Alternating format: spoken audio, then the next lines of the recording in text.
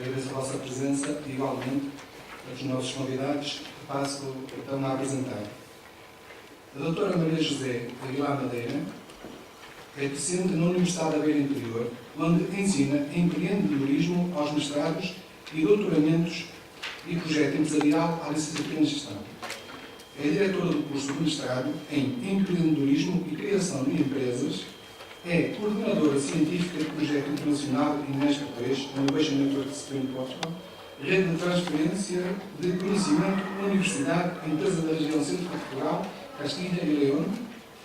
Foi coordenadora do laboratório empreendedor do projeto Ideária do programa Cidadania Ativa, financiado pela Custo Pública. É ainda consultora na área da criação de empresas e startups, tendo acompanhado a criação de projetos e desenvolvimento de empresas com reconhecimento a nível internacional. É membro da Rede Nacional de Mentores para o Empreendedorismo do IACME e pertence à Comunidade de Vida Cristã da Beira Interior. A doutora Maria Luísa Francisco, ao centro, é coordenadora regional do MIL, Movimento Internacional Lusófono. Desde 2011, é delegada regional da Associação Portuguesa de Museologia. É licenciada em Relações Internacionais, pós-graduada em Sociologia da Cultura e das Religiões pela Faculdade de Ciências Sociais e Humanas da Universidade Nova de Lisboa. Mestre em Ecologia Humana e Problemas Sociais Contemporâneos e está a preparar o seu doutoramento em Sociologia Rural e Urbana na mesma universidade. Foi docente universitário no ensino superior público e privado ao longo de 13 anos e autora de artigos na área da Sociologia da Cultura e da Sociologia Rural e Urbana. Tem investigado património cultural e material algarvio. Coordenou um projeto de desenvolvimento do interior algarvio com o apoio da Universidade do Algarve. Integra algumas organizações internacionais ligadas à Igreja Católica e representou Portugal em conselhos consultivos e executivos entre 2007 e 2013. Foi dinamizadora bíblica no meio rural integrada na dinâmica dos grupos bíblicos dos franciscanos capuchinhos. Integrou o Grupo Bíblico Universitário da Universidade Nova de Lisboa e as atividades da pastoral universitária. O Dr. Paulo Caetano Arantes Jorge é técnico superior do IFP, possui mestrado em Gestão de Desenvolvimento Local. Exerceu as funções de vereador permanente na Câmara Municipal de Ceia durante 8 anos, com os pelouros de Administração Geral, Finanças, Património, Aprovisionamento, Fundos Comunitários, Atividades Económicas IGAI, Recursos Humanos, Taxas e Licenças, Fiscalização e Contraordenação, Apoio às Freguesias e Apoio aos órgãos municipais. Foi coordenador de redes regionais de emprego do Maciço Central, Serra da Estrela, Raia Sul, Castelo Branco, Pinhal, Interior Sul, Sertã e Figueiró dos Vinhos, Baixo Voga, Aveiro e Agra, Pinhal Litoral, Leiria e Pombal, com a missão de promover o emprego localmente e criar sinergias entre os parceiros de desenvolvimento local, com vista à resolução dos problemas de emprego e qualificação profissional nessas regiões. Participa, faz voluntariado em várias associações e instituições, como a Santa Casa da Misericórdia de Ceia, a Liga de Amigos do Hospital Nossa Senhora da Assunção de Ceia, Centro de Formação e Tempos Livres de Coimbra. Tem por áreas de investigação e interesse, desenvolvimento e poder local, emprego e formação profissional, investimentos empresariais e setoriais, associativismo e cooperação, religião e desporto. Caros amigos, o nosso encontro de hoje tem como tema repensar o agir no território. Será certamente um momento para nos perguntarmos e refletirmos sobre que atitudes tomamos no dia a dia e qual o nosso trabalho em prol da justiça e da paz. E como fazemos valer no nosso território mais pessoal e circundante do que geográfico, sendo nossa obrigação sermos autores da transmissão do amor pelos outros, levando-nos em cada um e em cada nosso gesto a esperança. Recordo que o Papa Francisco, na sua catequese, lembra-nos continuamente que a esperança não nos ilude e acrescenta: a esperança que nos foi dada não nos separa dos outros, nem tampouco nos leva a desacreditá-los ou a marginalizá-los. Também o Arcebispo de Braga, D. Jorge Pina, afirmava na mensagem para o primeiro Dia Mundial dos Pobres, publicada na última quinta-feira no suplemento Igreja Viva do Sr. Alberto de Minho, que dar esperança é mais do que rezar e interceder pelos indigentes junto de Deus. Mas se sairmos deste campo e nos debruçarmos sobre o território geográfico, não podemos esquecer os últimos incêndios e, neste momento, a seca que estamos a viver. Aqui impõem-se várias questões, das quais considero como mais gravosa um possível mero abandono das regiões do interior. O que é que pode ser feito pelos governantes, pelas várias instituições, por nós próprios? São questões que nos temos que colocar no dia a dia. Bom, mas para não correr o risco do moderador falar mais do que os oradores, e antes de passar a palavra à doutora Maria José Madeira, acrescento apenas que no final das intervenções haverá lugar a um pequeno debate onde poderão ser colocadas questões aos oradores. Doutora Maria José Madeira, por favor.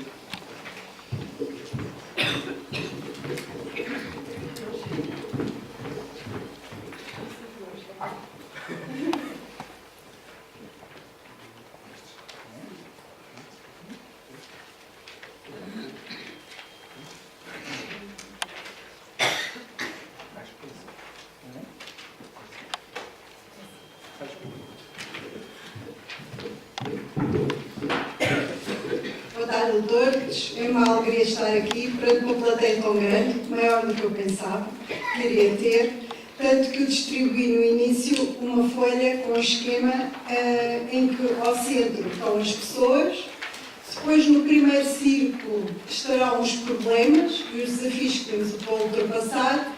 Vem um conjunto de fatores que podem ser esperança para depois falarmos no território e no ecossistema. Eu passei as folhas e neste momento só tenho mesmo mais uma folha, que me importo de dar, mas não tenho mais folhas, que não estava à espera de uma audiência tão grande. Eu vou deixar ficar aqui se quiser. Antes de começar, eu gostava de conhecer a plateia. Já vi que são pessoas, todas elas jovens, que se dispõem a vir aqui. Portanto, agradeço a vossa generosidade para estar aqui connosco e a disponibilidade para estes momentos. Mas não vos conheço e gostava de vos conhecer. Primeiro que tudo, gostava de saber quem é de Viseu. Levanta a mão. Quem é do distrito da Guarda? Ou seja, quem é do interior? Quem é que aqui é do interior? E quem é do litoral? E o resto? Fico sem saber onde são. Braga! Minho! Muito bem.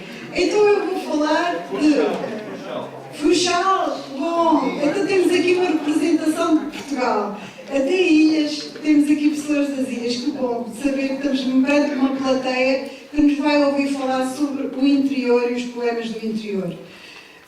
Damião já explicou que nós temos aqui alguns problemas no interior, um deles é o despovoamento, a desertificação, e vocês vão ouvir falar um pouco sobre alguns problemas que nós temos no interior, que alguns deles vão contrastar com as vossas regiões, mas há outros que são comuns também à vossa região, como por exemplo o envelhecimento, a solidão e outros problemas.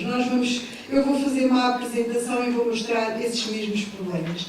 Sabendo que tenho uma plateia tão diversificada, o que é muito bom, porque o Papa Francisco diz mesmo que a riqueza está nesta diversidade de todos nós. Então eu vou apresentar a minha comunicação e fui convidada a falar sobre os desafios de agir sobre o território.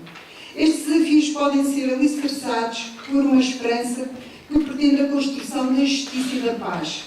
A minha apresentação deverá incidir sobre uma apresentação sobre uma reflexão geral sobre Beiras e Trás-os-Montes. Isso foi sobre esse território que eu incidi a minha apresentação, mas de certeza que há pontos em comuns também com as vossas regiões. Primeiro que tudo, tenho que falar sobre um território. E o que é o território? O território é onde habitamos, portanto é a nossa casa comum. O equilíbrio desse mesmo território depende da sustentabilidade das nossas relações. As relações que nós temos uns com os outros, as relações que temos com a criação e as relações que temos com Deus. É importante, e o importante está nas pessoas. Por isso é que no vosso esquema, quem tem o esquema, vê que as pessoas estão no centro. E estão no centro porque Em primeiro lugar deve estar a pessoa, pela sua maneira de ser, sua maneira de estar, e fortalecida pela esperança, pode ser agente de construção da justiça e da paz. Em setembro, através da Rede Mundial de Oração, o Papa Francisco alerta-nos para que cada um contribua para o bem comum, para a edificação de uma sociedade e ponha no seu centro a pessoa. Portanto, no centro deve estar sempre a pessoa. Primeiro temos que edificar a pessoa, para depois edificar a sociedade e depois edificar o território. Ou seja, é um movimento sequencial e evolutivo que eu proponho com este tema. Parte do pressuposto que o equilíbrio do território depende de como as pessoas se relacionam umas com as outras, com a criação e com Deus. E também depende de como elas gerem e atuam com os equilíbrios e com as crises que as afetam. Olhamos para este território e identificamos um conjunto de aspectos que para uns são problemas, mas para outros são desafios a superar, são oportunidades a aproveitar. E quais são esses problemas ou desafios? São 6, eu restringo a minha apresentação a 6, mas sei que há muito mais e são vários. O primeiro é o despovoamento, o segundo o desemprego, o terceiro é o abandono e o desinteresse, o quarto é o envelhecimento e a solidão, o quinto, justificação e o sexto, ecologia e ambiente. Fazendo uma análise sobre estes problemas e concentrando no despovoamento, estes concelhos localizados na beira interior e Trás-os-Montes são concelhos que viram a sua população a diminuir ao longo dos anos e muito derivado da migração e do êxodo rural. Pelo que o despovoamento no interior é um aspecto gravíssimo e que origina um despovoamento nas áreas metropolitanas de Lisboa, Porto e também no litoral. Nestes concelhos existem territórios de baixa densidade. Quase todos são territórios de baixa densidade, exceto Viseu. Portanto, exceto no distrito de Viseu, que a maioria dos concelhos não são deste índice de baixa densidade. Outro problema que nos afeta bastante nestas regiões de Beira e Trás-os-Montes é o desemprego. Faltam-nos empregos, principalmente empregos qualificados, com mão de obra qualificada. Este tipo de empregos ajudam a fixar as pessoas ao território e nós verificamos que existem poucos empregos e cada vez menos empregos. Há muitas pessoas a saírem destes territórios à procura de emprego e é uma das grandes causas do abandono do território. Eu estive a ver as estatísticas sobre o nível de desemprego e verifica-se que ele está a diminuir neste território. Mas está a diminuir porque a população ativa está a sair do próprio território. Portanto, temos menos população ativa neste território, por isso mesmo é que está a diminuir. Outro problema que nós constatamos é o abandono e o desinteresse. E há abandono e desinteresse no interior, por parte das instituições públicas, dos decisores políticos, dos governantes, mas também de outras instituições e algumas delas de cariz religioso. A CNAL, muito bem, fez aqui o evento e chamou até aqui muita gente de Portugal para este território. Vê-se que há um interesse pelo território do interior, mas isso não se verifica em muitas das instituições e algumas delas também de cariz religioso. Nesta realidade não existem medidas adequadas às pessoas que estão no interior e faltam medidas que levam à fixação das pessoas neste mesmo território. Perante os incêndios, que foi uma grande tragédia, é necessária a implementação de medidas e essas medidas são urgentes, mas elas demoram a chegar. Outro problema que constatamos neste mesmo território do interior é o envelhecimento e a solidão. São territórios em que as taxas de envelhecimento são crescentes e a população envelhecida necessita de cuidados, de atenção e de afeto. Muitos sentem-se abandonados à sua sorte, sem forças para mudar de vida, para manter a agricultura familiar e para trabalhar na manutenção das florestas. O aumento de esperança de vida média está a aumentar e tem conduzido a um crescimento da população com dependência e que optam por ficar em casa. e essa população quer beneficiar dos cuidados prestados pelos familiares e amigos mais próximos. Estes cuidadores informais precisam ter estruturas de apoio possíveis para os seus familiares e elas carecem. Portanto, faltam estruturas de apoio, mas também falta formação para estes cuidadores informais e comunidades de apoio a esses mesmos cuidadores informais. Outro aspecto que nós notamos nestes territórios é a desertificação. É um grave problema e com os incêndios pode se tornar uma tragédia. A crise ecológica ameaça o interior. As alterações climáticas são uma grande ameaça nos nossos tempos. Sentimos a seca e outros desastres naturais são cada vez mais frequentes e devastadores. E como consequência sentimos que estas más condições levam à desertificação e à deslocação das pessoas.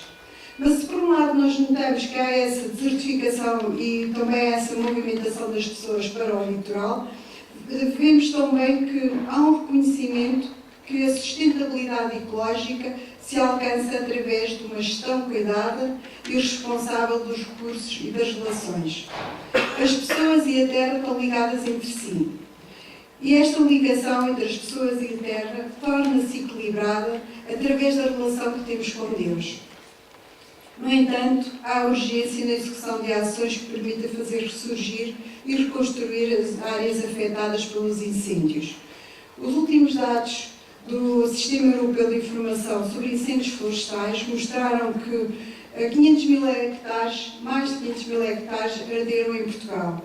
O distrito mais afetado no que toca à área ardida foi Coimbra, com 104 mil hectares, portanto 25% da área total do distrito, mas depois segue-se o distrito de Castelo Branco, com 13% da área ardida, correspondente a 52 mil hectares, o de Viseu, com 51 mil hectares, e a Guarda, com 47 mil hectares.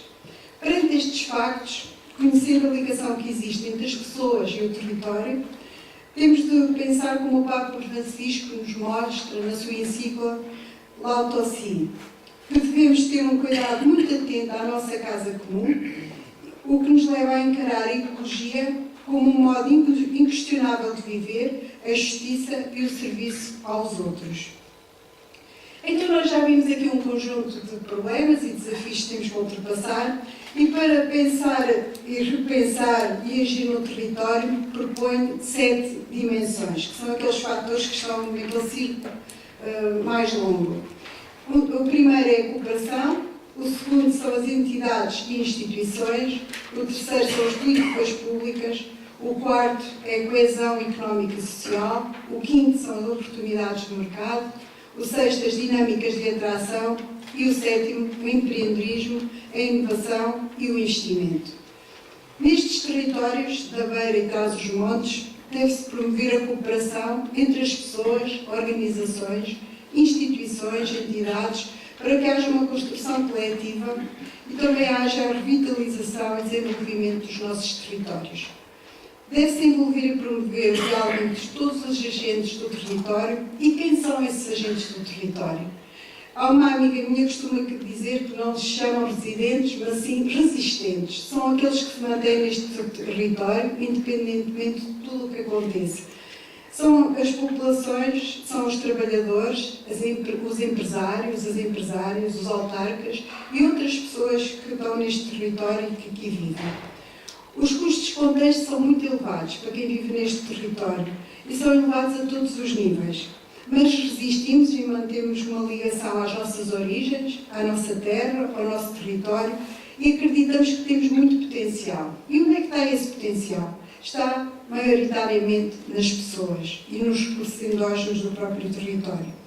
Então há que promover o desenvolvimento e implementação de estratégias e políticas para a revitalização do interior, com um enfoque muito especial às zonas vitimadas pelos incêndios, tendo em vista a revitalização e preservação dos recursos endógenos, saberes, tradições locais das comunidades, contribuindo deste modo para a criação de emprego local e dinamismo da economia local e regional. Por outro lado, tendendo à coesão económica e social, também temos que promover essa mesma coesão. e, no fundo, o que expressa é a solidariedade entre as regiões de Portugal e da União Europeia. Esta dimensão tem implícito o propósito de promover um desenvolvimento harmonioso do conjunto, particularmente reduzindo a disparidade entre os níveis de desenvolvimento dos diversos países e das diversas regiões e favorecer as que estão menos favorecidas. Também há que promover as dinâmicas de atração, ou seja, atrair novas gentes, novos povoadores, novas gerações a ficarem e também aqueles que já saíram, os mais novos, a regressarem. Só se consegue com investimento, com animação cultural, com turismo e criando novas oportunidades. As novas oportunidades estão alicerçadas nas potencialidades dos recursos endógenos do território, no património, na natureza, portanto, oportunidades e necessidades do mercado. O mercado é composto pelos residentes, mas também é composto pelos visitantes e pelos turistas e pelos novos povoadores. Portanto, há que dinamizar o mercado atendendo à criação de uma economia pujante, vigorosa e dinâmica. E como se faz? Se faz através do investimento, do empreendedorismo e da inovação. Estes territórios necessitam de captar investimento, o investimento não cai no céu, nós temos que procurar esse mesmo investimento. Também temos que desenvolver novas condições para que haja emprego, e esse emprego só existe se houver investimento, de outra forma não sei de onde vem. E também é necessário potenciar o turismo e promover a cultura. Neste território nós temos pessoas, terra, recursos endógenos, turismo, património, história, cultura, tradição, gastronomia, produtos de origem demarcada que marcam a nossa região e a nossa memória. Temos muito potencial. E hoje vivemos numa rede, e nessa rede, em que está tudo ligado, ainda hoje de manhã um conferencista dizia, o Papa Francisco dizia que tudo está ligado, e não haja dúvida, é um ecossistema vivo em que tudo está ligado, em que há dinamismo e valor, e nós temos que pensar num ecossistema que seja sustentável e que respeite os recursos. O ecossistema de agentes que promovam e potenciem os territórios do interior e, ao mesmo tempo, criem comunidades que sejam voz junto dos decisores políticos e de quem tem o poder. Quando nós reconhecemos o valor do outro, de cada pessoa, dos recursos naturais, facilmente surgem os desequilíbrios e as crises e tornam-se visíveis na destruição do planeta, nos conflitos e na pobreza. Para que haja desenvolvimento sustentável, é necessário integrar no território as áreas sociais, económicas e ambientais. E é imprescindível capacitar para uma mudança de hábitos, sejam eles individuais, comunitários ou globais. Portanto, para finalizar, digo que, apostando no potencial que existe nas pessoas, nas terras, nos territórios, o interior não é uma fatalidade, mas sim uma oportunidade. Muito obrigada.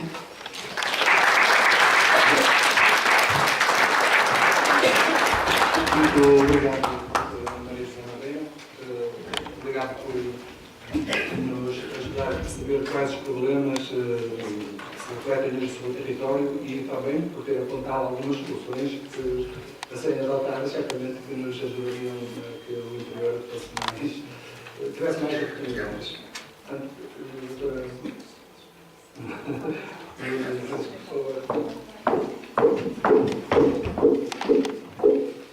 Muito boa tarde a todos. Em primeiro lugar, gostaria de dar os parabéns à organização deste evento e saudar toda a plateia, saudar os colegas de mesa. Ninguém leva a mal se eu disser que gostei muito da apresentação da doutora Maria José, porque ela tocou nos pontos essenciais. Ela fez o enquadramento para aquilo que eu vou dizer, mas nós não combinamos. Conhecemos hoje, mas isto bate certíssimo, porque de facto tem tudo a ver. Eu trago aqui algumas imagens, vou buscar o...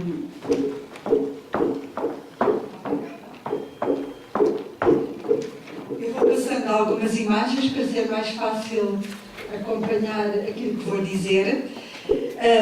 Ainda agora, a doutora Maria José perguntou de que zonas é que cada um de nós vinha. Eu fiquei ali caladinha, mas agora que tenho o microfone vou dizer.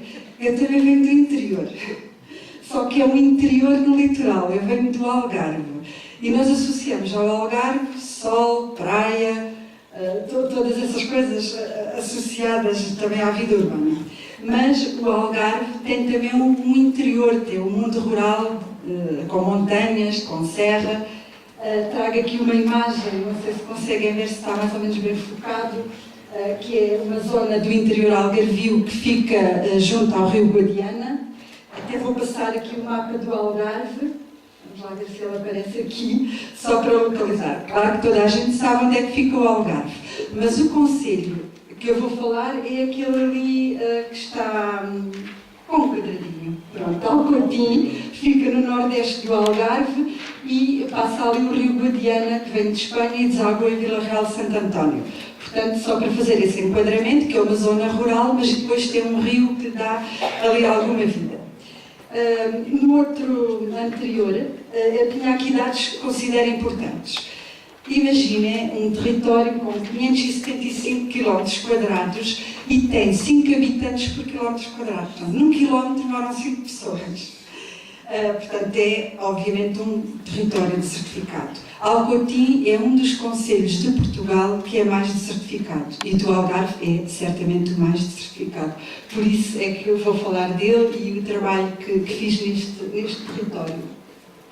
Trago algumas imagens só para ilustrar essa parte e vou-vos dizer agora aquela parte prática, como é que foi essa dinâmica no território. De ir ao encontro das pessoas, eu fui para lá para fazer a tese de doutoramento, mas entretanto, perante uma situação de ver que as pessoas precisavam de alguma dinamização, porque no Algarve as pessoas vivem em montes, no Algarve, nesta zona de Alcotim, vivem em montes. No Alentejo, quando se fala de um monte alentejano, é uma coisa diferente do monte no Algarve. O monte alentejano é as pessoas têm uma casinha ali separada, têm uma horta, uma adega, e vive a família, e assim. Os montes no Algarve são diferentes. É um conjuntinho de casas, 13, 14, 15, e normalmente vivem lá idosos. Nesta zona que mostrei de Alcotim existem 101 montes. Alguns já estão totalmente desertificados, neste momento apenas 95, 96 têm a população, por vezes 2, 3 idosos. E então, como comecei a colaborar com uma associação de desenvolvimento local, transfronteiriça, ou seja, de colaboração Portugal-Espanha, comecei a ter ideias de organizar algumas coisas para estes idosos que morava ao pé deles, num destes montes, e vi como é que é a realidade destas pessoas e fui auscultando o que é que eles precisavam, o que é que eu conseguia fazer com os poucos recursos de uma associação, mas com muito boa vontade. Então foram organizadas excursões, encontros de idosos, coloquei ali um cartaz de um encontro de idosos, pedi à minha vizinha, Dona Hilda, com 98 anos, que pousasse para o cartaz. Isto foi um momento importante da vida dela, porque este cartaz, obviamente, eu pedi à família. Eu pedi aos netos a autorização, porque sabe que isto de andar a tirar fotografias aos idosos nos campos depois pode dar problemas, porque os netos veem na internet e devemos ter que pedir autorização. E eu pedi e ficaram todos muito orgulhosos. E a senhora Dona Hilda está ali com uma cara orgulhosa. E o encontro foi organizado num lar de idosos, com idosos espanhóis e portugueses e com um rancho folclórico, com idosos jovens e idosos a dançar.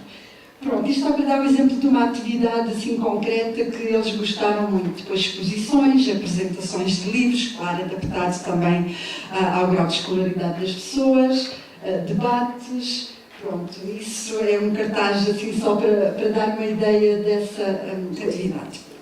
Dessa dinamização, principalmente porque muitos idosos estão sozinhos, os filhos foram embora para as grandes cidades, e eles ficaram muitas vezes isolados, fazendo as suas tarefas de toda uma vida, mas depois já chegam a um ponto que têm muita dificuldade. Tarefas ligadas, por exemplo, à cozedura do pão. Eu tenho ali uma imagem, não sei se vocês conseguem perceber que aquilo é um forno. É um forno comunitário, onde as pessoas se juntam para amassar pão, ou mesmo em separado, mas têm ali no monte, e cada monte tem um forno comunitário. Mas este particularmente tem, não sei se conseguem ver ali, na parede lateral do forno tem um oratório a Nossa Senhora. E isso é interessante, por isso é que eu depois li aquela frase, pão para o corpo e pão para o espírito. Ou seja, no mesmo espaço ter o forno que nos dá o pão, alimento para o corpo, e ter o oratório Nossa Senhora, que é o alimento para o espírito, e várias vezes rezei com eles algumas orações. Claro que há um dia no ano que é a festa de 15 de agosto, Nossa Senhora, em que há uma procissão, há todas essas atividades religiosas, depois o baile, onde vão as pessoas mais novas. Pronto, nesse dia aparecem os novos lá. Durante o ano os novos não aparecem muito, mas no dia da festa anual aparecem. É um caso que é inédito porque não há, falei com o professor Moisés Espírito Santo, que foi meu professor de Sociologia da Religião, e ele é especialista também em Sociologia Rural, e diz que nunca encontrou um caso de um forno comunitário que também fosse um oratório, como eles chamam o nicho. Mas vai dar no mesmo nicho, alguns até dizem capelinha, mas é muito pequeno para ser uma capelinha. O importante aqui salientar é que este espaço tem duas funções. E, portanto, uma forma também de se manterem ligados ao espaço. Depois, as artes locais que existem neste meio rural, concretamente, são bonecas de juta, que é aquela serrapilheira, fazem umas bonequinhas ligadas às atividades das avós, portanto, são funções agrícolas, ou bordar, ou piar, é o que aquelas bonequinhas representam, as funções que antigamente os nossos avós faziam. Depois, aqui são outras imagens, por exemplo, feitas com madeira do endro, com cortiça, mas sempre ligadas às atividades do meio rural. Ou seja, quando eu ia ao encontro desses idosos, eu perguntava, gente, o que é que vocês fazem aqui? E isto não tem assim muito que dizer, nem mostrar, porque são coisinhas muito humildes. E afinal, depois quando ia ver, eu acho que isto é tão bonito. São trabalhos feitos à mão, mas que as pessoas devem ser valorizadas, mas eles estavam tão envergonhados que não queriam mostrar. Então fui fotografando, fui fazer um levantamento daquilo que as pessoas fazem. Claro que não ia trazer para aqui todas as fotografias, porque são imensas, desde bordados, até lá fazem arraiolos, fazem muitos bordados e rendas.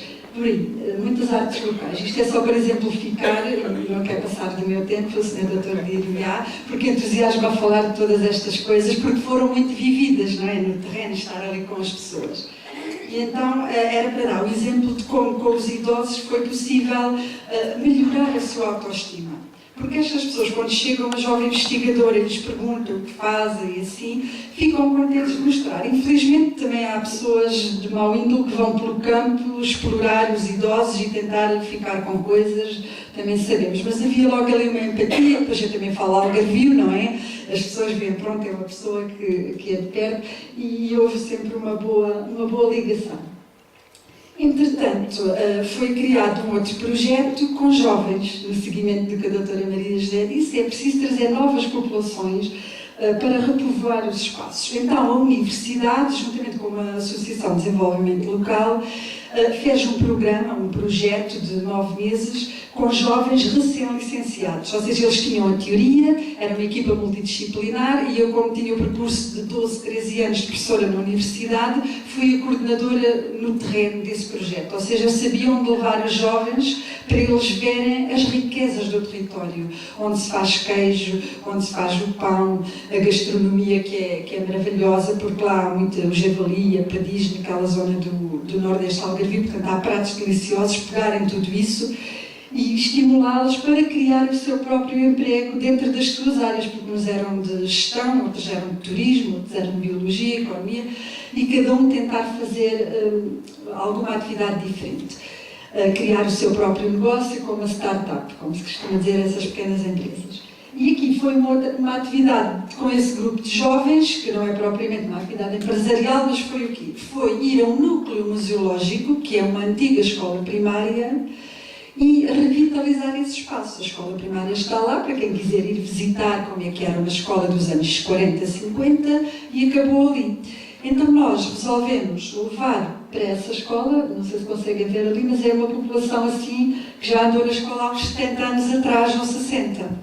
E levamos para a escola, que eles viam como um espaço que já não lhes pertencia, porque já têm outras idades. E voltaram a sentar-se nas carteiras. E foi muito engraçado ver que já não cabiam, tentar-se aconchegar e lembrar-se das brincadeiras de há 60, 70 anos atrás. Ou seja, esta população voltou-se a apoderar de um espaço no seu território, do qual já estavam afastados e achavam que era apenas um espaço museológico para quem vai de fora e não usufruíam. E é muito importante que as pessoas tirem partido do território e daquilo que têm, do património que é riquíssimo e que muitas vezes não valorizam. É preciso vir alguém de fora para depois darem valor àquilo que têm. Então, em cada sessão, durante 6 meses, havia um tema diferente. Por exemplo, jogos tradicionais. Os idosos iam-se recordando o que é que jogavam os jogos de há 60 anos, 70 anos, que hoje já são outros jogos, os miúdos jogam a PlayStation e outras coisas, e então houve esse viajar no tempo. Esta fotografia aqui é de um senhor que é especialista em provérbios populares, que chama-se paremiologia, a ciência que estuda os provérbios populares, e então pedi para ele ir falar dos provérbios populares e as pessoas foram-se recordando de outros que ele já próprio nem se lembrava, com vários livros escritos sobre provérbios. Ainda ficou mais enriquecido de ir falar com aqueles idosos porque disseram-nos que ele já não se lembrava. E isto era à noite, e depois mais um chazinho, uns bolinhos, e estas pessoas tiveram um serão num monte onde vivem, onde pensavam que não pode acontecer nada naquele monte. Tinham estes convívios mensais com temas diferentes, os contos populares, como já disse, os jogos tradicionais, os provérbios. Um dia recriamos uma aula da escola primária, porque encontrei uma professora dos anos 50, ela pôs a batinha branca, todos levantaram a mão, cantamos o hino e foi pena que só estavam 3 crianças a assistir, não é? Porque era bom que as crianças tivessem assistido a isto. Pronto, para dar um exemplo de uma das atividades feitas no núcleo museológico com o grupo de jovens que eu estava a coordenar. E depois, entretanto, dentro dessa vida no meio rural, porque é uma vida austera para uma pessoa jovem que está no meio rural, não é fácil estar ali, o supermercado mais próximo ficava a 40 km, e é preciso também ter o espírito de sacrifício, e eu tomei nota de, como a doutora Maria José disse aqui uma frase, não só ser residente, mas resistente. Eu tentei ser assim, resistente para ir fazendo estas atividades com os jovens. Mas a ideia era que depois eles criassem as suas empresas ali com as mais-valias do que se pode fazer naquela terra. Atividades turísticas, valorização do património, há um rio, e quando há um rio numa zona rural é um potencial imenso. Mas pronto, depois acabou, eles seguiram as suas vidas e para salvar um honra ao convento, eu pensei, então agora eu tenho que criar alguma coisa, não é? As pessoas perguntam agora o que é que foi criar. E resolvi eu criar uma startup, uma empresa, coisa que nunca me passou pela cabeça porque dei aulas sempre na universidade e de repente criei uma empresa para compor aqui as coisas todas, porque havia uma expectativa, não é? O IFP e tudo, houve valor investido, pago mensalmente aos jovens, à coordenadora, e o que é que saía? Então criei uma pequena empresa de dinamização do espaço rural. E como é que se dinamiza o espaço rural? É pegando naquilo que existe. E se existe pouco, a gente no pouco faz muito.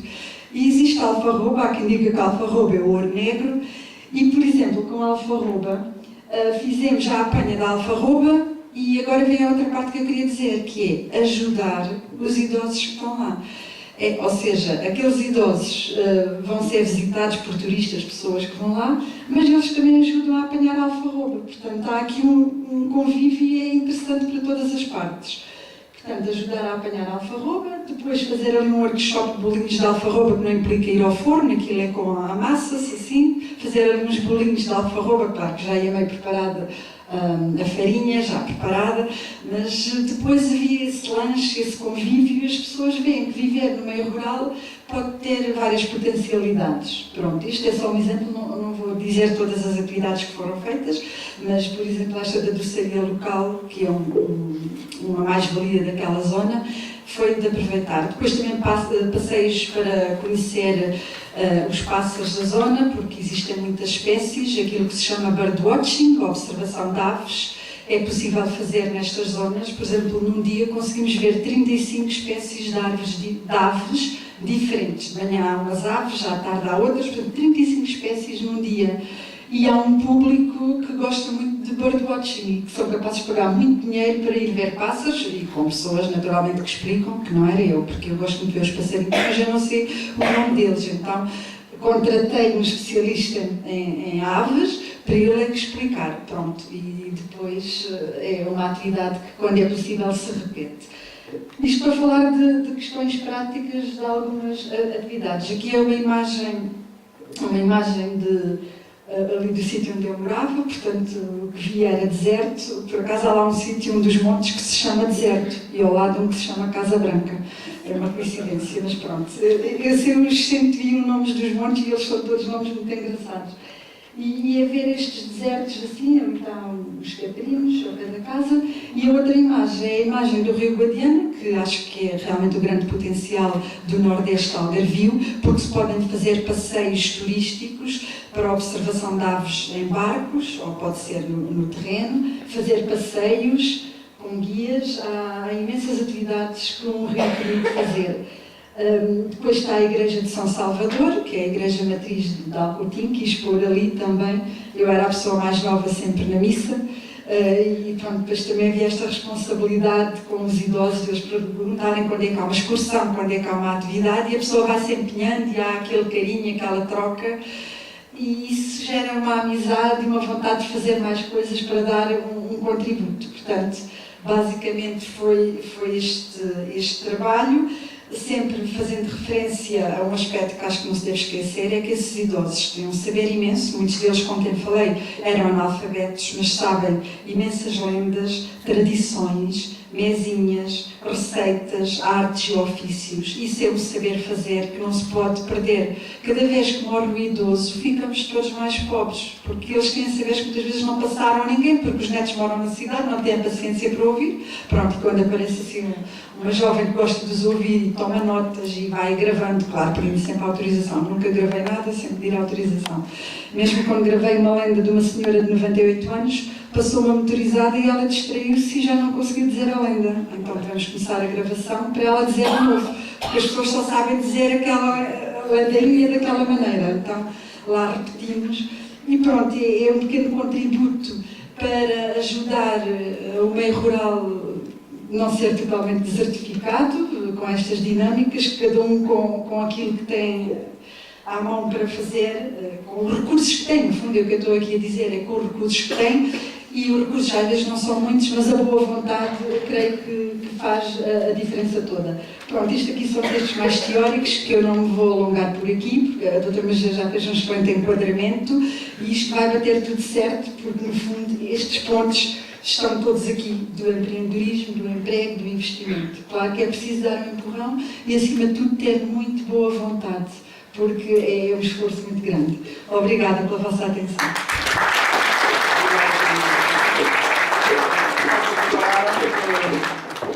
A doutora Maria Francisco falou-nos, alertou-nos há muito tempo para o ensinamento dos idosos, mas disse-nos também que era possível melhorar a sua autoestima. Isto trabalhar nesse sentido. Doutor Paulo Jorge.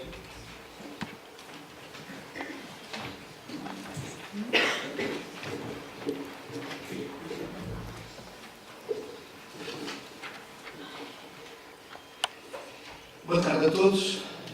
Em primeiro lugar, peço desculpa pela minha voz, mas isto, o resfriamento não permite melhorar.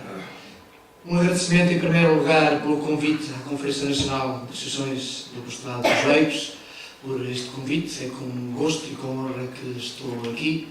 Queria também cumprimentar a mesa que me acompanha, na pessoa do Sr. Moderador. E depois dizer-vos que todos puderam ler aquilo que estava no convite, que estava na página da Conferência Nacional, que disse: hoje, com a atualidade e significado, o cristianismo desafia cada homem e cada mulher a viver o tempo presente, nos espaços concretos e diversos da experiência humana, onde se possa esperar contra toda a esperança, trabalhar pela justiça e pela paz, amar as pessoas uma a uma. Faço questão de referir isto porque a vertente que eu aqui venho a expor é um pouco controversa nos tempos de hoje, que é a parte política. Os meus colegas falaram, explanaram, apresentaram cada um os seus territórios, embora eu e a Maria José somos próximos. Eu sou de Ceia, vivo na Covilhã e trabalho na universidade. Eu queria-vos apresentar aquilo que é a área política para o território, da experiência que eu tenho como o Sr. Moderador apresentou, eu fui 8 anos vereador permanente da Câmara, mas tinha outros 8 anos enquanto adjunto do Presidente da Câmara. Ou seja, eu tive 16 anos na política e este ano, 2017, decidi dizer basta. É preciso testar aquilo que a gente ouve muitas vezes, de que há mais vida para além da política. E ao fim de 16 anos, cortei o meu cordão umbilical e estou aqui hoje numa de, em primeiro lugar apenas, transmitir-vos o testemunho daquilo que acho que deve ser um olhar sobre o território, sobre o ponto de vista político. Não esgota de maneira nenhuma aquilo que eu vou falar, são 4 ou 5 aspectos que eu acho que a política deve ser refletida no âmbito do território. Porque hoje em dia fala-se muito no desenvolvimento sustentável, fala-se muito no desenvolvimento dos territórios e muitas vezes as políticas andam longe do território. E desde o início entendi, desde que assumi funções públicas e políticas, tendo para mim uma frase-chave. Primeiro, não posso ser indiferente às coisas. Os políticos não podem ser indiferentes àquilo que se passa ao lado. Se repararem, desde julho para cá, esta frase tem sido um pouco tocada pela questão dos incêndios e agora pela questão da seca que estamos a ver. Ou seja, os políticos não podem ser indiferentes àquilo que as pessoas vivem. É certo que é só uma percentagem do país. Há pouco estávamos a ver ali um mapa de Portugal, em que desde Viana até Setúbal, como podem ler, estão 2/3 da população e 2/3 do PIB, ou seja, da criação de riqueza. O resto, perdoem-me a expressão, às vezes nem somos resistentes, somos paisagem. E muitas vezes, olhados pelos senhores de Lisboa, somos apenas números. Eu não estou aqui para ferir ninguém. Estou a falar de políticas. E as políticas, muitas das vezes, acabam por se afastar por pressões, por lobbies e grupos que muitas vezes a gente sabe, muitas vezes todos sabem, mas efetivamente isso não acontece. Eu pessoalmente recuso-me a abordar o território apenas numa questão de escala, olhando para o território, dizendo que este pedaço e aquele. Porque este tem sido, se calhar, o grande problema ao longo das últimas décadas, olharmos o território apenas de um ponto de vista de que este território tem recursos, este território tem recursos, aqueles têm outros. E o desafio aqui, eu entendo, que deve ser analisado de uma forma global. Todos sabemos que as sociedades hoje em dia, e volto ao início, não podemos fugir da realidade que temos, são sociedades multiformes. É essa a realidade. Estão todas diferentes perante a realidade, quem mora em Braga, Lisboa, Évora ou em Faro, ou se estivermos em Ceia ou em Viseu. E esta realidade permite-nos agir sobre o território de uma forma diferente, olhando segundo as suas especificidades. E ao olharmos, não basta um olhar teórico, tem que ser um olhar que se dê importância. E na política a importância é dada por medidas, é dada por políticas que acrescentem e que sejam respostas económicas, sociais e às vezes puramente políticas. Eu fui buscar um texto da encíclica do Papa Francisco, da Laudato Si, que me vão permitir ler um pouco. Eu peço que o Sr. Moderador se esticar, que não há problema nenhum para me cortar o pio, eu até conheço muito bem. Diz assim o Papa Francisco: é preciso estimular a criação de condições necessárias para que cada indivíduo possa desenvolver os seus talentos o máximo possível e seja capaz de decidir de maneira autónoma sobre um caminho mais efetivo e eficiente para esta meta, mediante um processo participativo. Isto faz toda a diferença. Porque os políticos hoje em dia acabam por dizer as decisões são nossas, mas são tão mais nossas quanto participativas que elas são. Hoje em dia, e falarei a terminar, aquela questão daquilo que hoje em dia está, os orçamentos participativos, que é para trazerem a comunidade para decidir sobre um determinado projeto. Mas a questão principal para um território é como tornar um crescimento inclusivo, fomentado numa economia com mais níveis de emprego, assegurando, por um lado, a coesão social, que muitas vezes fica apenas na retórica, mas, por outro lado, também promova territorialmente a equidade na distribuição dos recursos. Esta foi a questão que eu me baseei para fazer a minha intervenção. Por isso mesmo, e não querendo perder, queria pegar naquilo que hoje em dia, que já foi referido aqui, que tem a ver com a questão do despovoamento, por um lado, e por outro lado, perdoa-me a expressão sem querer novamente ofender ninguém, o despovoamento territorial, o desinvestimento territorial que o Estado Central tem estado a fazer. Muitos, se calhar, são capazes de não entender este tipo de linguagem. O desinvestimento tem a ver quando o Estado fecha uma escola, quando o Estado fecha um posto médico, quando o Estado não tapa, não cobre as vagas dos médicos. Tudo isto são coisas que nós no interior sentimos. E por mais que a gente abane, somos olhados por Lisboa, e perdão, estou a falar de Lisboa porque é onde está os centros do poder, onde tomam as decisões principais. Porque, como vou referir à frente, há decisões que, por mais que o nível local queira tomar decisões, são sempre remedeios. Nunca vamos ao fundo da questão. Não estou aqui com uma visão pessimista. Eu olho desta realidade que conheço de 16 anos do contacto com os agentes locais e das necessidades do interior que nós vemos. Quando numa freguesia fechou a escola, fechou o posto médico, fizemos reuniões de freguesias e saiu lá a sede. E agora, lamentavelmente, até o padre saiu. Mas como é que a gente olha para estas freguesias? Falo do Conselho de Ceia, de onde eu sou, que é 50 km de Ceia do centro, não tem mais nada, senão 120, 140 pessoas, em que a mais nova tem 47 anos. E uma pessoa pergunta, o que é que vai ser aquele território daqui a 10 ou 20 anos? Se não há mais nada, nem posto médico, nem escola, nem igreja, nem padre, nem GNR, o que é que fazemos destes territórios? Vendemos? Alguns deles, infelizmente, com estes incêndios, a freguesia mais distante e maior que é a Vide, tem 27 lugares, 6 dos quais desapareceram por completo. Arderam as casas, não há nada. É só, visto de satélite, só se vê terreno queimado. E então perguntamos, o que fazemos? Resistimos? Eu achava, ia apresentar, para ser mais prático, 4 ou 5 situações que eu acho que, em termos políticos, pode ser olhado e valorizado o território.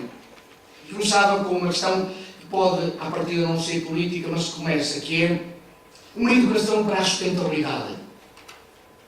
Politicamente pode não ter a ver, mas tem a ver com a raiz, que é a forma como nós organizamos o ensino, a forma como preparamos as gerações. Aqui há uns anos atrás, olhávamos uma educação em que forma todos por igual. Mas não pode ser assim. Tem que haver especificidades que têm sido tidas em conta. Sob o lema de que esta sustentabilidade e respeito a todos e um desenvolvimento sustentado tem que incluir sempre o território.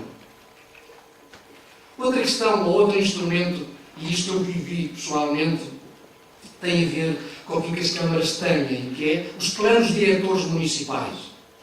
Como devem saber, os planos diretores municipais são o instrumento que gerem territorialmente os concelhos. Desde a edificação, desde a questão das águas, esgotos, ou seja, é aquilo que se identifica um território, se pode ou não pode construir.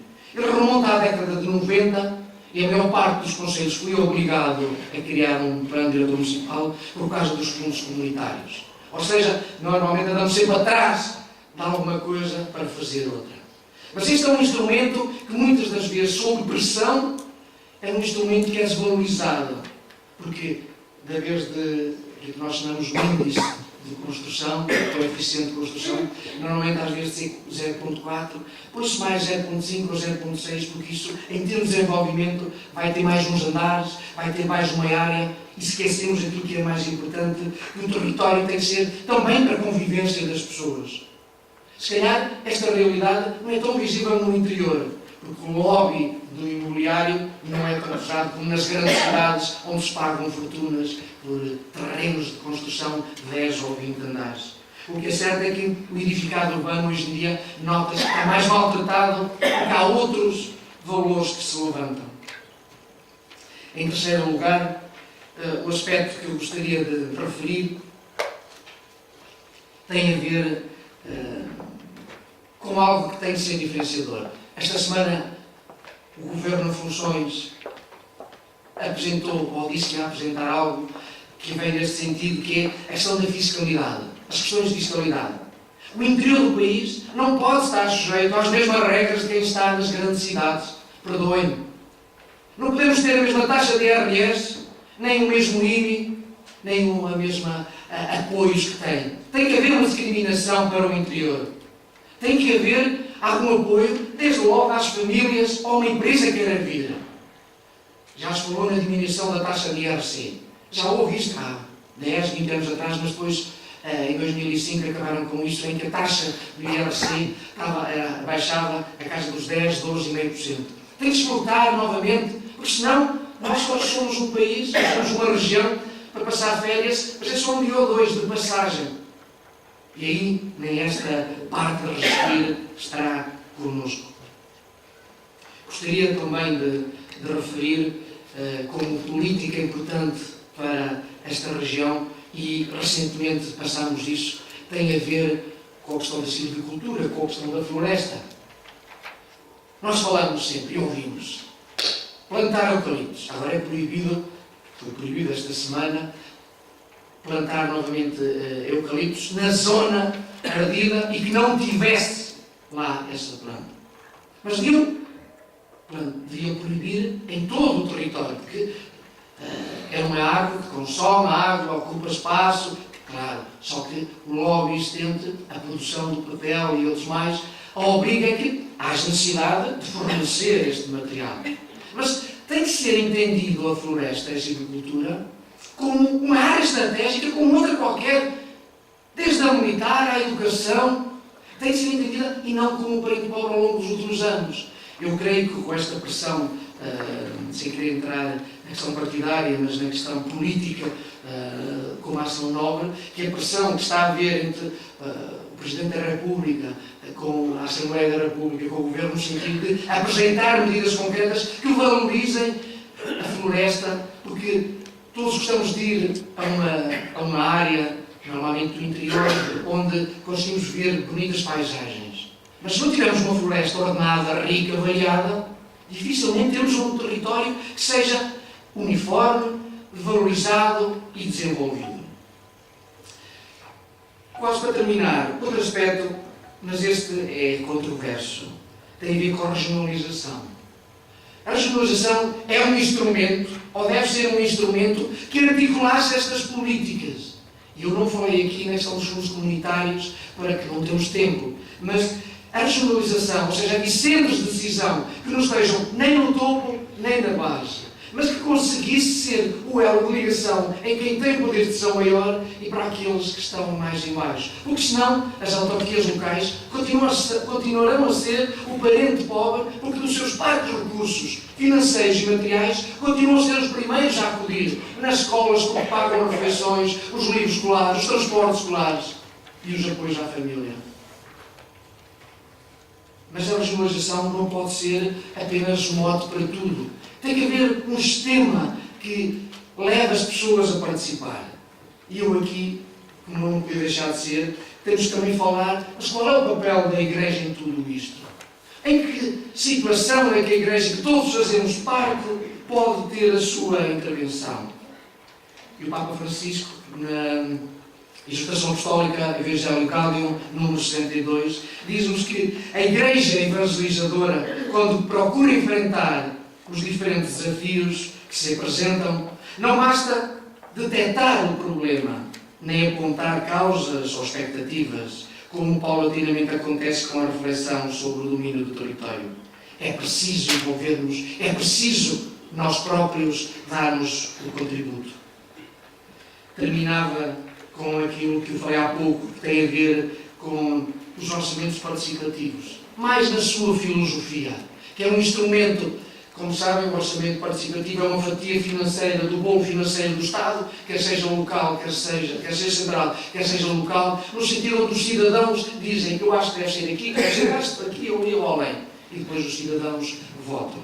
Este instrumento de representação participativa, ativa, desta cidadania participativa, deve ser divulgado, deve ser promovido, porque só assim é que o território onde nós estamos pode ter outro futuro, pode ter outra realidade e pode ter outra mais-valia. E como diz o poeta, há um tempo que é preciso abandonar as roupas usadas, que já têm a forma do nosso corpo, e esquecer os caminhos que já fizemos. É o tempo da travessia. E se não ousarmos fazê-lo, se não ousarmos olhar para o território que é de todos nós, ficaremos à margem de nós mesmos. E como dizia, o valor das coisas não está no tempo que elas duram, mas na intensidade em que elas acontecem. Muito obrigado.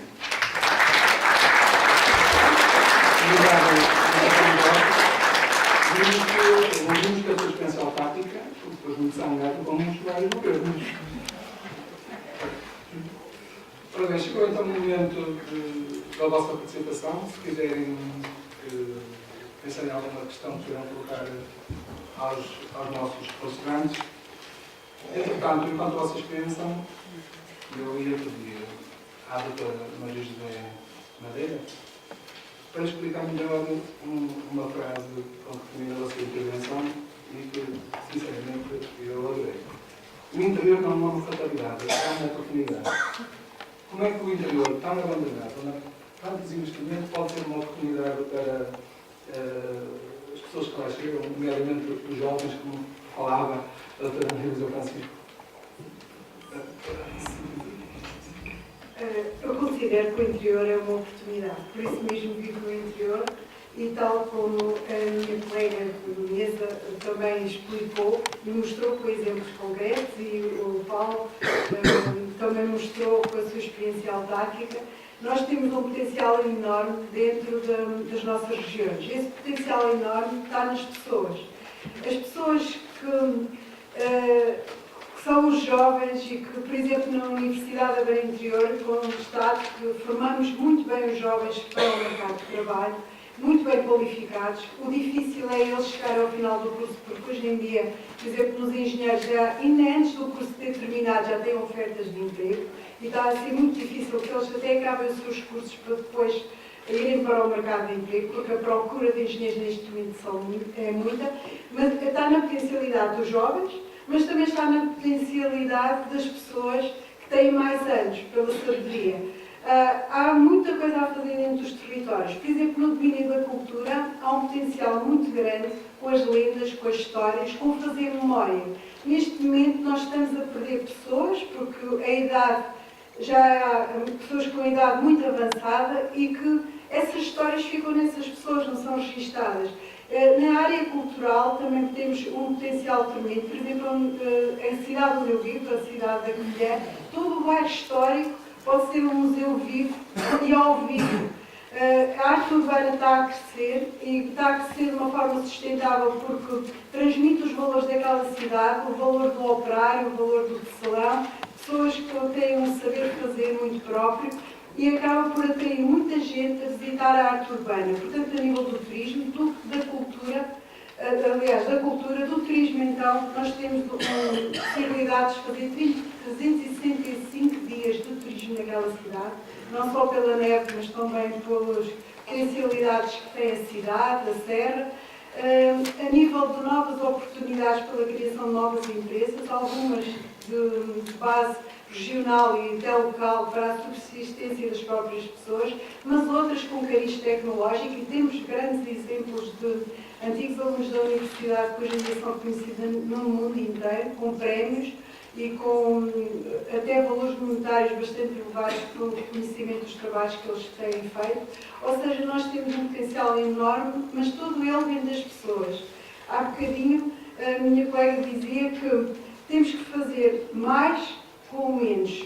E essa criatividade e esse talento pode ser posto a render fazendo mais com menos, e é isso que nós estamos habituados a fazer no interior para conseguir manter esta dinâmica.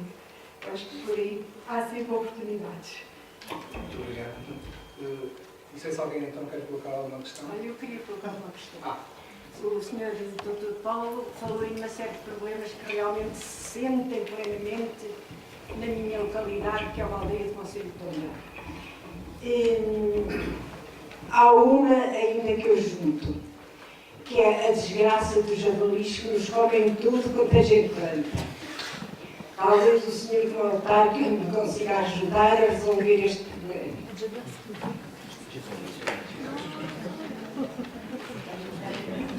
Sabe que as autarquias são apenas o gestor do território.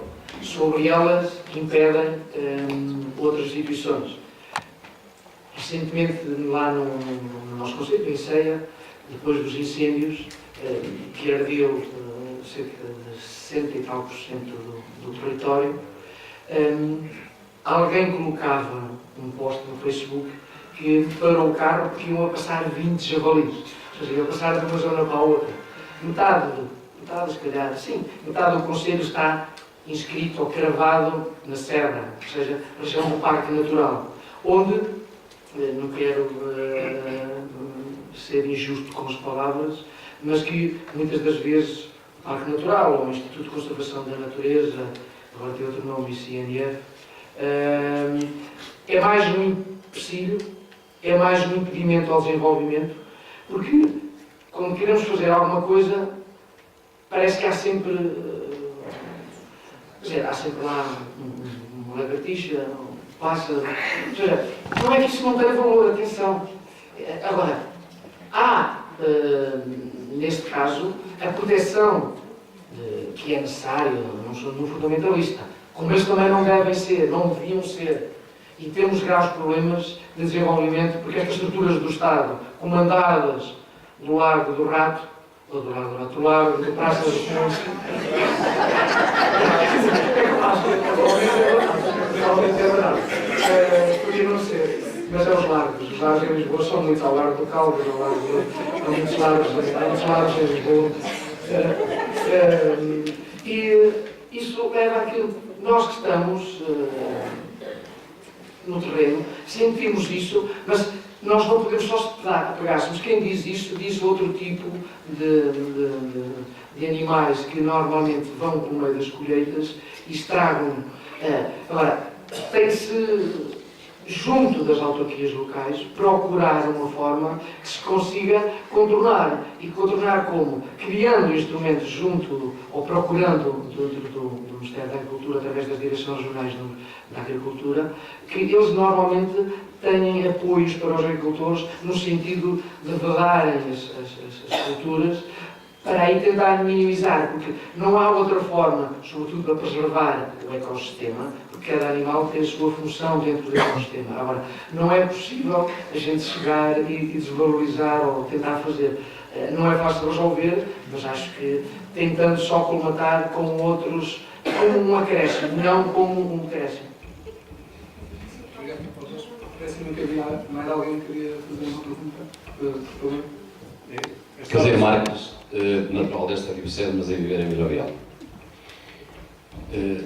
Eu gostei muito da parte da manhã, porque depois da teoria foram-nos dados exemplos concretos de como nós podemos pôr em prática o Evangelho e como podemos cumprir o item ICS depois da celebração das nossas Eucaristias. Muitos de nós não sabemos muito bem o que significa isso, infelizmente, mas aqueles exemplos que ouvimos de manhã, efetivamente, são exemplos práticos como em África e em outros países. Portanto, há cristãos como nós, católicos ou não, portanto, pessoas que eventualmente até nem são cristãos, nem são batizados, professam outra religião, mas que no fundo acabam como nós por pôr os mesmos princípios em prática em favor dos outros. Eu também fui autarca durante vários anos, tive responsabilidades um nível relativamente elevado. Gostei muito de ouvir o Paulo Caetano falar sobre a sua experiência autárquica e aquilo que, enfim, que aprendeu também e que nos transmitiu. Mas eu queria realçar o facto de, quando estamos a pensar em território, que este território tem pessoas. Somos nós, são as pessoas que convivem connosco no dia a dia. E dizer, como ele disse, que efetivamente eu vou bastante a Lisboa e não vivi 15 anos, antes e depois do 25 de Abril, que de facto para muita gente de Lisboa, principalmente na atualidade, e com certeza que não digo nenhuma novidade, o interior não conta. Nós estamos em Lisboa, vou lá com muita frequência, falo com muita gente, amigos meus, que por lá ficaram há 30 e tal anos, e quando falam do interior é uma coisa assim muito longe, que a eles pouco lhes diz. Mas se a mim, os de Lisboa, pensarem dessa forma em relação a nós, que estamos no interior, enfim, já não me admira muito. O que me admira, às vezes, um bocado é aqui, a nível local, a nível autárquico. E o Paulo Caetano sabe, com certeza, o que é isto também. Não é, com certeza, o exemplo dele, porque como cristão e bom cristão, com certeza que é, como eu tento ser, temos sempre em mente o serviço às pessoas, mas para muitos dos nossos autarcas, alguns dos quais não sabem sequer fazer muito mais, ou não sabem fazer mesmo mais nada, senão política, portanto, infelizmente, muitos andam só atrás do tachito, a coisa não é muito diferente. Portanto, pensam na vida deles, no seu bem-estar, eventualmente da sua família e pouco mais. Bom, eu, por exemplo, e peço desculpas de trazer aqui à baila uma coisa que diz respeito a esta região, só para dar um exemplo. Eu pergunto-me, como é que, e eu gosto muito desta cidade, venho aqui várias vezes durante o ano, aliás comecei a estudar aqui nesta cidade. Como é que, isto é um exemplo concreto das nossas responsabilidades como cristãos, como é que numa área metropolitana como Viseu, que engloba esta zona aqui toda de Viseu, Mangualde, Nelas, Tondela e por aqui, como ouvimos falar nos últimos dias, pode estar sem falta de água. Isto, meus amigos, estamos a falar de coisas concretas e é de quem não tem ligado muito às pessoas que cá vivem.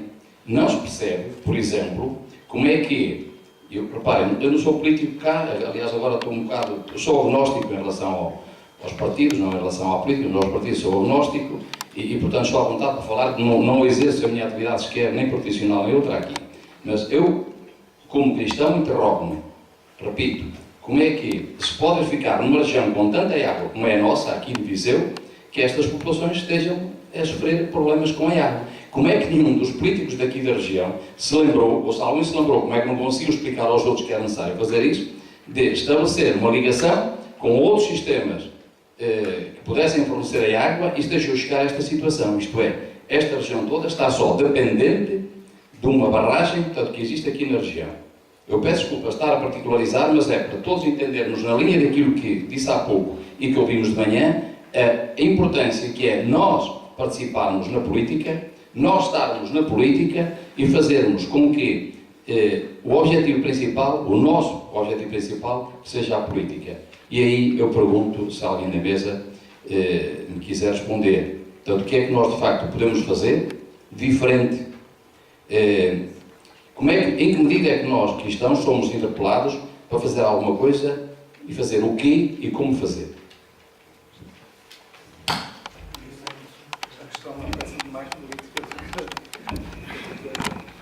Eu gostava de frisar ou responder de dois aspectos.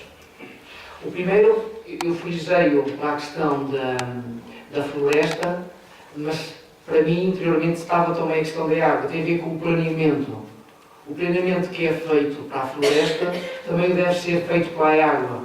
Porque se a gente quiser ir ali para o Médio Oriente, sabem qual era a fonte, para além de outras crenças, qual era a fonte de guerra entre Israel e a Palestina, que eram os Montes Golã, que era a água. Isto já vem há muitos anos. Nós, aqui neste canto da Europa, ou na Europa em si, nunca pensámos que pudéssemos ser afetados por este problema, muito menos por estes fenómenos que antigamente se chamavam do El Niño, que de um momento para o outro as coisas mudam. O facto de estarmos nesta zona da Europa caracterizada ou classificada como desenvolvida, tem grandes problemas que ao longo das décadas fomos deixando para o segundo plano que não eram importantes. E viu-se isso. Primeiro, temos aqui este ano 2017 no toque aos incêndios. Somos frágeis como o vidro, menos ainda. O vidro às vezes cai e não parte. E a água está aqui à amostra. Agora, eu gostava, era que entendessem só um pormenor a favor do que está a acontecer, que é as imposições europeias para a qualidade da água não nos passa pela cabeça. Quer dizer, o dinheiro que se gasta, o tratamento que é preciso fazer, leva muitos dos recursos. Porquê? Eu digo isto porque o Conselho de Ceia, que é detentor também de várias barragens, desde a Torre das Lagoas, abastece Ceia, Oliveira, Gouveia e parte de Celurico da Beira. Estamos a falar de umas dezenas de milhares e as pessoas não entendem porque é que aquilo não está a ser gerido pela Câmara, mas por um sistema multimunicipal onde... Não digo o termo, não é? Agora, é porque a Câmara ou o Conselho de Ceia não tinha recursos e capacidade para ela própria gerir, tratar. Então criou-se essa figura dos sistemas multimunicipais de tratamento de águas para ficarem com as águas, o tratamento e o saneamento. E isso levou a que cada um se arrascasse. Como as empresas o que estão ali é para obter o lucro, aquilo que está a um montante, que é para ir buscar a origem da água, o tratamento, acaba por ficar no segundo plano. Foi o que aconteceu aqui. E a outra questão que tem a ver, o planeamento é, por exemplo, tínhamos um Plano Nacional de Barragens até 2015, que foi assinado pelos anteriores governos. A pressão que houve, e volto a dizer, não quero que me levem à letra, porque senão pode dizer que estou a fazer política partidária. A pressão que houve foi que cancelaram, e eu conheço isto porque nós em Ceia, para construirmos, estava prevista uma barragem, que era a barragem de Zirabolhos, que era um investimento de 450 milhões de euros, que naquela região nunca houve investimento, e por pressão política de alguns partidos do arco da governação, foi cancelado. Quer dizer, uma pessoa pergunta, mas foi cancelado porquê? Porque tem que ceder alguma coisa para que esse partido possa aprovar outras propostas. Estas opções políticas que nós aqui no interior não entendemos. Atenção, não foi só esta barragem que foi cancelada, foram a maior parte delas pelo país. Isto para dizer que a pressão política muitas das vezes acaba por deixar-nos estupefactos porque vivemos os casos concretos. Para terminar, a questão, o que é que nós podemos fazer enquanto cristãos? Há uns instrumentos, é aquilo a frase com que eu comecei, ou o pensamento, que é: nada nos pode ser indiferente. Ou seja, não podemos dizer que isto não é comigo. Nós nas autarquias, nós cidadãos, no meu conselho, eu posso ir às assembleias municipais, eu posso ir à minha assembleia de freguesia e intervir. Claro, eu vou lá intervir, não tomando partido disto ou daquilo, mas no sentido de dizer, eu acho que isto não está a ser bem conduzido por isto, que é para não dizer que nós estamos a fazer ou tomar um partido político ou uma facção. É dizer aquilo que no nosso entendimento, enquanto cristãos, claro, muitas das vezes, nós cristãos temos algum receio de intervir. Não queremos chatice, não queremos estar a ser mal compreendidos e deixamos andar. E este deixa andar é sempre a lei do mais forte.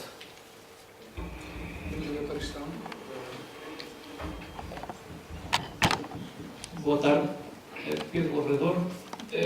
Eu gosto sempre de vir a estas coisas e de levar algum trabalho para casa. E já apanhei aqui a ideia da intervenção anterior da envolvência e da participação política.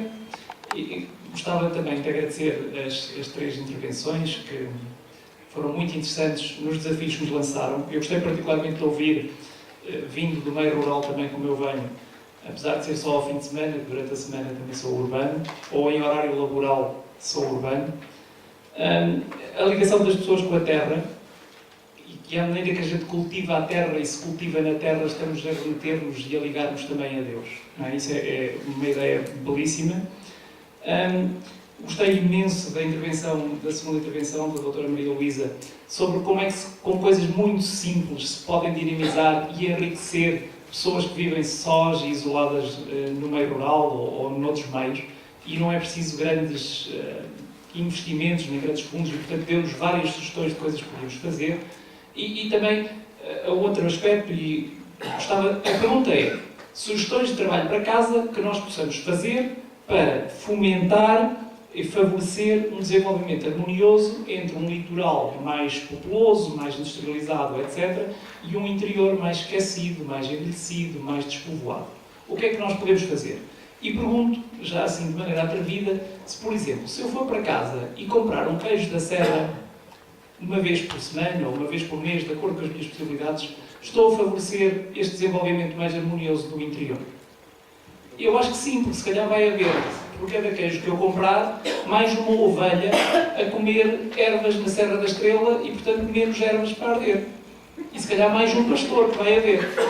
Se eu trocar uma posta de carne de vaca argentina por uma posta arauquesa, se calhar há mais palha a ser cultivada em Arouca e há mais desenvolvimento do interior. E tantas outras coisas. Gostava de ouvir.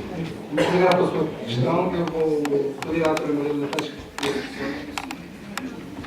Muito obrigada pelas vossas questões, que foram muito pertinentes. E eu ia só dizer aqui uma frase ligada à nova esperança que eu queria ter dito ainda agora e não referi, e que poderá ajudar a quebrar estes ciclos de desertificação. Como vocês sabem, nos anos 60 houve um êxodo rural, uma imigração de portugueses principalmente para a França, para a Suíça, para a Alemanha, para o Canadá, e quem ficou no campo foram gerações mais antigas. E o que é que está a acontecer atualmente neste século, no início do século? É precisamente o êxodo urbano. E isso é que é a tal nova esperança, que são jovens, não muitos, ou então pessoas já da casa dos 50, 60 na pré-reforma, que vão para o campo para reconstruir a casa dos avós ou dos pais, porque já têm ali um terreno, um suporte, e essas pessoas há que ter em consideração porque estão a fazer um papel importante. Vão para um sítio onde já têm raízes, onde conhecem tradições, onde têm familiares, mesmo mais ancestrais. E isso é uma nova luz, é uma nova ruralidade, porque eles já vêm com outros hábitos das cidades, do meio rural, do meio urbano onde estiveram, mas trazem novos contributos e uma nova forma de estar no campo. Diria mesmo uma reinvenção do rural, porque as tradições também se vão modificando e adaptando. Portanto, isso é uma esperança, porque acredito, e todos vocês de certeza conhecem exemplos de pessoas que vieram da cidade e reconstruíram uma casinha e vão dando um contributo. Depois, os desafios, e eu tentei dar exemplos práticos, todos nós temos muito a fazer, e como cristãos, todos nós dizemos que amamos Deus. Então, se amamos Deus, temos de amar a criação. E qual é a maneira de amar a criação, tudo isto que está à nossa volta? É respeitar. É respeitar, é contribuir de formas muito simples e ecológicas. Por exemplo, falou-se aqui muito da questão da água, falta água, mas a culpa é de todos nós. Porquê é que existe a seca e a falta de água? Para não ir agora para outras questões mais do ecossistema, no caso concreto. Porque onde se gasta mais água é nos banhos. Os nossos avós e bisavós não tomavam banho todos os dias e eles tinham mais saúde do que nós e não tinham doenças de pele. Nós não precisamos de tomar, isto pode parecer um bocado radical, mas não precisamos de tomar mais que um dos por dia ou tentar tomar dos todos os dias. Mas nós achamos sempre que os outros é que têm a culpa e que o trabalho de casa não é nosso. Portanto, nós temos muito trabalho de casa e tal como também vamos separar o lixo, o azul, o amarelo, sabemos onde é que temos de pôr o lixo em cada recipiente. Portanto, fazemos essa tarefa e ficamos com consciência muito tranquila porque separamos o lixo. Também existe uma ecologia humana. Também temos de fazer essa limpeza connosco próprios. Também pôr nos recipientes próprios o ódio, o rancor, o falar mal e ir apagando essas coisas do nosso dia-a-dia. Essa é uma tarefa que todos nós podemos fazer e que é concreta. Pode parecer uma coisa surreal o que eu estou a dizer, mas nós temos de fazer a reciclagem de nós próprios, dos nossos sentimentos, das coisas que nos importunam e colocá-las lá no ecoponto longe. Não sei se isto faz sentido para vocês, mas também foi um desafio de dar aqui exemplos práticos. Portanto, não faz sentido dizer eu gosto muito da natureza, eu respeito muito o campo, mas eu respeito muito a Deus, e depois não fazemos coisas práticas, portanto, deixar a água da rega a correr. A maior parte das pessoas do campo, e são mais as pessoas do campo que desperdiçam água do que as da cidade, porque as na cidade pagam água e no campo às vezes há pessoas que não pagam água, não é? Porque têm dos aquíferos ou dos poços e deixam ali a água a correr ou lavam o carro e deixam ali a torneira a correr e vão fazer outras coisas. Estou a ser muito prática, mas isto tem a ver com o nosso dia-a-dia. E todos nós, se pensarmos um bocadinho como é que vamos poupar água hoje, quando lavamos os dentes não precisa ficar água a correr, quando estamos a lavar a louça podemos fechar e depois abre-se para enxaguar a louça. Há mil e uma coisas, isto até pode parecer que não tem a ver, mas já que falou em trabalho de casa e desafios, todos temos desafios muito concretos e cada um na sua realidade saberá como fazer, mas isso é respeitar a criação. E a Terra está com uma capacidade, já não está com capacidade de carga, como alguns cientistas dizem. Isto já não vai para dar para muito mais, nem para as gerações vindouras. E, portanto, tem de haver sempre um pensamento sustentável. Ou seja, pensar nos que vêm a seguir, não saberemos quantas gerações vai ser, mas agir hoje pensando no amanhã. E terminando com uma frase que se costuma dizer que é pensar global, agir local. Ou seja, eu quero que o mundo seja melhor e exista mais paz no mundo. É um pensamento geral. Então eu vou fazer isso onde estou, com o meu vizinho, com o meu irmão, com o meu familiar. Esse é o maior trabalho de casa, mais simples, mas maior e de certeza que vai dar frutos, que é a nossa consciência tranquila.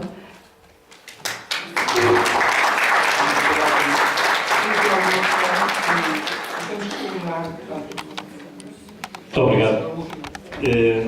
Eu gostei muito destas intervenções, aliás, vim para aqui para esta temática, precisamente porque também fiz uma experiência autárquica durante 16 anos com responsabilidades e quando estava a ouvir ali o projeto Lau Coutinho, eu sinceramente fiquei muito contente porque há 30 anos atrás fizemos isso em Tondela e estamos a colher resultados. Mas, infelizmente, também gostei muito da intervenção da doutora Maria José Madeira, que efetivamente as nossas universidades pensam esta realidade e vão-nos apresentando muito bem. Simplesmente, depois elas no território não funcionam. Eu julgo que, no caso concreto, o território urbano, ou aliás o mundo rural em que nós vivemos, o problema é, sobretudo, uma questão do abandono da economia rural do nosso país. Eu recordo-me, em miúdo, os meus pais tinham ovelhas e cabras e vendiam cabritos e cordeiros, era uma fonte de economia para além daqueles que matavam para comermos em casa. Os leites eram vendidos e tudo isso dava economia, matava-se um porco. Os homens do talho de Tondela iam lá comprar as reses e matavam e tal. Tudo isso acabou porque impuseram, através de determinadas lutas, determinadas leis que apareceram. Só preciso as guias para o transporte dos animais, tinham que estar inscritos lá nos registros de animais para serem vacinados. Depois criaram-se as ADS, que são agrupamentos de defesa sanitária, e que acho que é ótimo que funcione, mas simplesmente tudo isso foi criado um bocado para ir sugar os fundos comunitários que vieram. Portanto, há uns fundos comunitários para uma determinada coisa que são criados por lobby em Bruxelas. E depois alguém vai lá buscar esse dinheirinho e criam-se leis que matam o mundo rural. As nossas grandes superfícies compram a carne, a fruta, etc., no estrangeiro. Quando muito, alguns fazem uma campanha de que compram também nacional, e é verdade. Mas compram aqueles grandes produtores de fruta, da Alcoaça, ou daqui mais próximo de nós, aqui como é que se chama aquela região aqui da cereja, que tem um nome também que agora não ocorre, e do Fundão, portanto essa zona, mas é o Val, não sei o que é. Portanto, e compram a esses grandes produtores, é verdade. Mas o pequeno produtor aqui de Tondela, ou de Mangualde, ou dali de Rezende, o pequeno produtor que não tenha a grande... Esse não consegue vender, ou então vende a um preço esmagado. E se tentar vender, tem que ter guias, tem não sei quantos e tal, tem que se inscrever. É uma complicação terrível. E os nossos políticos que vivem em Lisboa, muitos deles até são nossos conterrâneos, não gostam da terra deles. Porque eles gostam tanto da terra deles como eu gosto de Lisboa. Eu gosto muito de Lisboa, mas vou lá uma ou duas vezes por ano. E quando acho que o melhor que lá é a portagem. Quando venho embora, é o melhor sítio de Lisboa. E eles aqui em cima fazem um bocadinho o mesmo, quer dizer, também gostam muito de vir cá. De vez em quando passar umas férias, cumprimentar os amigos, os avós, não sei quantos, ou os tios e os primos e tal, e fazem uma festa, até fazer lá uma churrascada, debaixo de uma lareira que eles lá fizeram, e aquilo é ótimo. E depois criam então reservas de proteção, conservação da natureza, mais não sei quantos, que só infernizam a vida a gente que vive no rural, no mundo rural, e os coitados dizem assim, vou abandonar isto, eu quero as ovelhas para quê, não consigo vender os borregos, pá. Quero as cabras para quê, não consigo vender os cabritos, pá. E depois todo este equilíbrio, inclusive puseram aqui a questão do problema da água. Eu recordo-me aqui, há talvez 20 anos atrás, quiseram aumentar o coroamento da barragem de Fagil, que fornece água para aqui, e houve logo um movimento dos ecologistas, não sei quantos, que tal, que não, porque iam invadir não sei quantos, iam desaparecer ali não sei quantas espécies de bichinhos, que iam desaparecer, porque iam ficar afogadinhos, coitados. E é claro, logicamente, essas barragens que falou também, foi tal interesse, não é? Quer dizer, há uma senha de determinados indivíduos políticos do nosso país que são contra tudo e contra todos. Têm que andar a arranjar pretextos para aparecerem na televisão todos os dias. E depois criam estes problemas e dão-lhes voz. A nossa comunicação social também tem esse que pós-escândalo estão lá todos. Pá. E depois, é claro, esta situação, o mundo rural, a nossa economia rural, portanto, do nosso país, é que abandonou o mundo rural, o nosso mundo rural, e por isso é que aconteceu este incêndio todo que veio por aí assim. Porque não é questão do ordenamento do território. Eu tenho fotografias e registrei em zonas que arderam no Concelho de Tondela, zonas que estavam perfeitamente tratadas e preparadas, plantações de pinheiro manso, tratadinhas, tudo limpinho e ardeu tudo. Não era terreno abandonado. E depois, é claro, eu, por exemplo, acho que agora deixei-me esta nota pessoal, eu tenho um terreno à volta de uma casa onde vivi, que era dos meus sogros, e que estava a precisar de ser limpo, e os vizinhos queixavam-se, logicamente. Eu disse, eu não tinha possibilidade de ir lá e disse, você vai lá e limpo, que eu pago. Pronto, eles foram lá limpar. Eu paguei 120 euros por me limparem um terreno que tem 300 metros quadrados. É claro que aquilo só com uma limpeza no ano não chega. Eu vou ter que pagar pelo menos mais 2 durante o ano. Não é? Pagar 360 euros para limpar um terreno que não chega a ter 500 metros quadrados por ano, grande imposto. É claro, mata o mundo rural, porque não há. O IMI eu pago como os outros. O IRS pago como os outros. O IRC das empresas também é igual ao mundo rural. Se isentassem de IRC e empresas que viessem para o mundo rural, se porventura o IRS fosse deduzido para gente que incentivasse a vinda para cá, tudo bem. Porque estamos aqui na cidade de Viseu. Ela cresceu tremendamente. Mas cresceu à conta de quê? O mundo rural ficou abandonado. Porquê? Não há incêndios para lá ficar. Eles aqui estão melhor, pronto. Aqui até lhe vendem casas mais baratas. Pronto, eu termino e peço desculpa por ter sido. Bom, muito obrigado a todos que estavam connosco.